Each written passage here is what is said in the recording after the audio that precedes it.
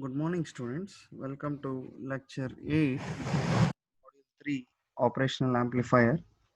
We'll see one more application of the operational amplifier, that is the voltage follower. If you see the circuit here, we can clearly see that the non-inverting terminal, that is the point B of the non-inverting terminal, we are giving V in to the non-inverting terminal, and the feedback path does not have any element. There is just a connection between the inverting terminal, that is point A, to V naught. When the circuit is like this, the definition of a voltage follower is a circuit in which the output voltage follows the input voltage. Now we know that point B is connected to V in by virtual ground concept. VA is equivalent to VB, which is equivalent to V in. Now we know that node A is directly connected to the output, so output voltage is equivalent to VA. And what is VA? VA, we know that it is V in. So output voltage is equivalent to your input voltage. So voltage follower is a circuit whose output follows the input. Now what is the gain of the operational amplifier? Is gain is nothing but output by input. Since both output and input are same, the gain of the voltage follower is 1. The gain of the voltage follower is 1. Moving ahead, let us discuss the block diagram of the operational amplifier, where within an operational amplifier we'll have 4 different stages. In the 4 different stages, we have something called the input stage, followed by intermediate stage, buffer or level shifting stage, and the output stage. So here the input stage, when we speak about the input stage, it is having 2 inputs and 2 outputs. So therefore it is called, the input stage will have a balanced output, whereas your intermediate stage, it has 2 inputs and single ended output. You can see 2 inputs and only 1 output, so it is called single ended output. Clear? So moving ahead, let us see what are all the requirements that the input stage has to satisfy. Now the input stage must satisfy this 5 parameters or the requirements, that is, your input impedance should be very high, there should be low output impedance, bandwidth should be high, the common mode rejection ratio should be high, and the fifth one, that is low input offset voltage. An ideal input balanced output differential amplifier must satisfy these conditions at the input stage. Moving ahead, at the intermediate stage, if we see, this is another differential amplifier with dual input, unbalanced, that is single ended output. So we saw in the block diagram that it had 2 inputs and 1 output, so it is called unbalanced, that is single ended output. The overall gain requirement of the op amp is too high. The input stage alone cannot provide such high gain. Therefore, in order to increase the gain, intermediate stage is required. I'll repeat, the overall gain required for the op amp is very high. The input stage alone cannot provide such high gain. Therefore, in order to increase the gain, intermediate stage is required. Partially, it is a chain of cascaded amplifiers called multi-stage amplifiers. So here, when I tell cascading of amplifiers, it will look somewhat similar to this. That is, you will have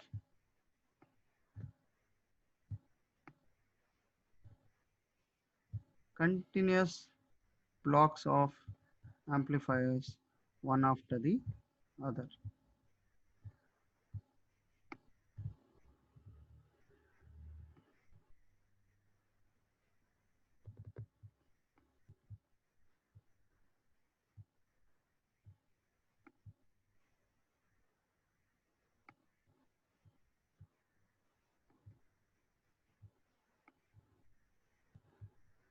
So we can see that if this is one amplifier having a gain equivalent to 2 here, so if I give an input of V in this equal to 1 volt, so 1 volt into the gain, that is 1 into 2, I will be getting an output of 2 volts here. And if this has a gain of 5, the output will be 2 into 5, that is 10.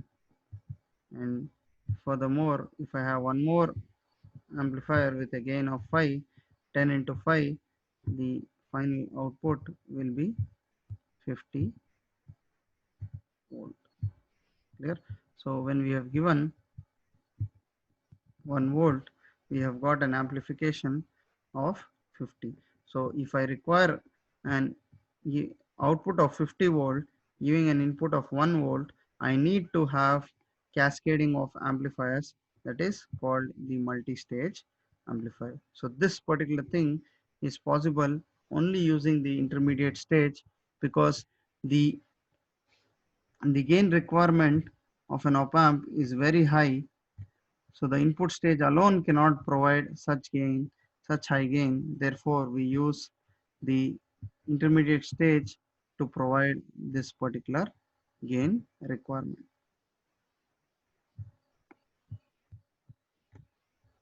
Moving ahead, let us see what does the buffer or the level shifter do.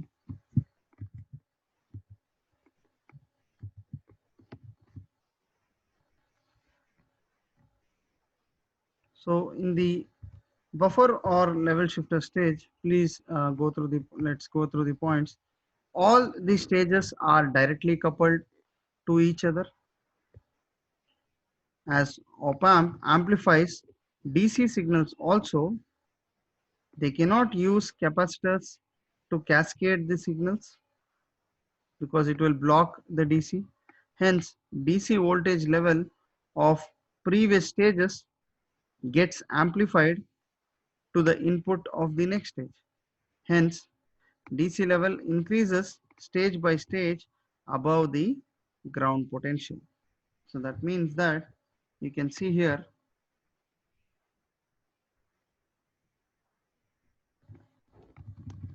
when I give an input of 1 volt peak to peak, that is 0.5 volt on the positive and 0.5 volt on the negative, that is the total of 1 volt peak to peak. If it gets amplified by a gain of 2, we will be getting the output, that is 2 volt peak to peak.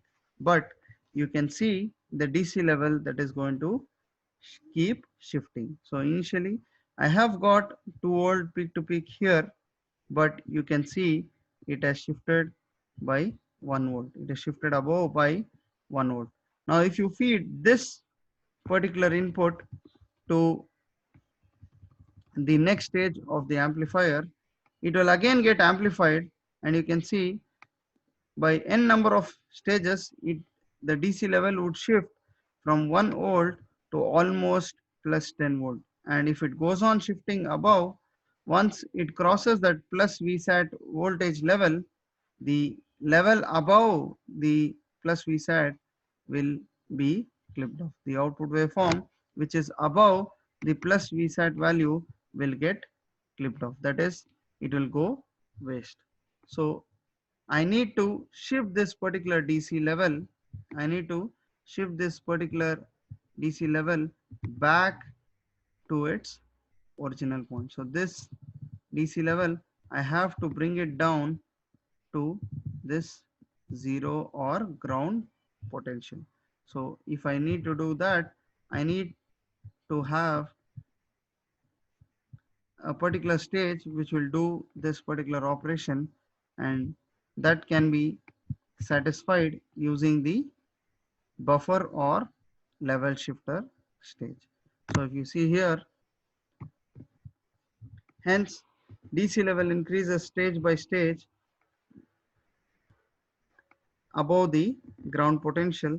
This high DC level may lead to a situation and later on to get clipping of the output voltage.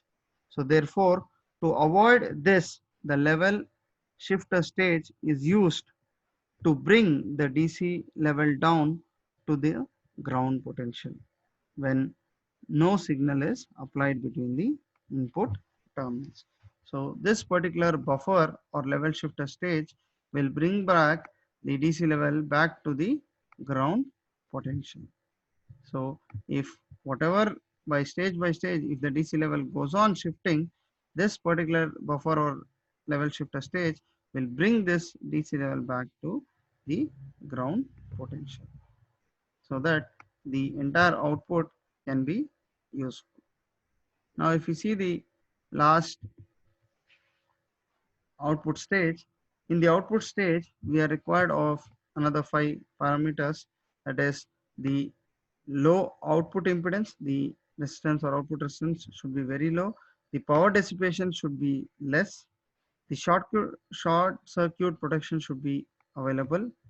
When I tell large output voltage swing capability and large output current swing capability, I am referring to the device should be operable for larger ranges of voltage and larger ranges of current.